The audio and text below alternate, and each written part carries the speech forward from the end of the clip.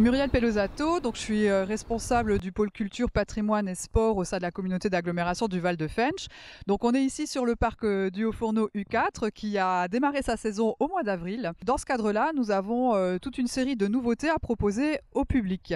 Alors dans un premier temps, 2022 c'est pour nous une année un peu particulière parce que nous sommes sur le 30e anniversaire de la fermeture de l'usine sidérurgique et de sa transformation en un lieu de découverte, de patrimoine et d'histoire. Donc cette année, on propose dans ce cadre-là une série d'événements autour de ce 30e anniversaire et notamment une exposition dont on voit une partie juste derrière moi et qui permet de présenter le site, de présenter son histoire, mais aussi tous les grands rendez-vous, les événements que nous avons eus depuis sa réouverture en 2007 au public et aussi une volonté pour nous de présenter des artistes, des photographes qui ont sillonné le site sur ces 10 dernières années et qui ont bien voulu, à travers leur regard, montrer toute la beauté du parc du Haut-Fourneau. En termes de nouveautés, donc, il y a d'autres choses que nous proposons cette année, notamment une expérience de réalité virtuelle. Donc, le public peut venir sur le site pour découvrir cette expérience à l'aide de casques de réalité virtuelle. Et dans ce cadre-là, donc, nous sommes plongés directement dans la peau d'un fondeur. Donc, le visiteur pourra par lui-même découvrir ce qu'était le métier de fondeur, mais aussi avoir une vision panoramique du Haut-Fourneau en montant tout en haut à une cinquantaine de mètres de hauteur pour découvrir ce qui se passe au niveau du Gueulard, donc le sommet du Haut-Fourneau.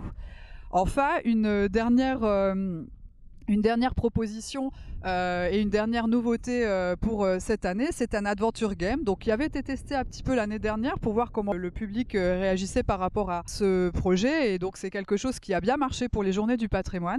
Et donc cette année, on le propose sur toute la saison. Donc l'adventure game se fait en famille ou entre amis, en équipe de 4 à 5 personnes maximum.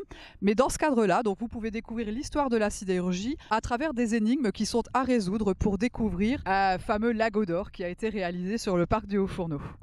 Alors au mois de mai, nous aurons le plaisir de réaliser 2 événements spécifiques, en plus bien entendu de toute la partie visite patrimoniale du site, visite guidée, audio guidée ou visite libre. Le 1er mai, ce dimanche, donc nous aurons une table ronde qui est proposée dans le cadre du 30e anniversaire du site.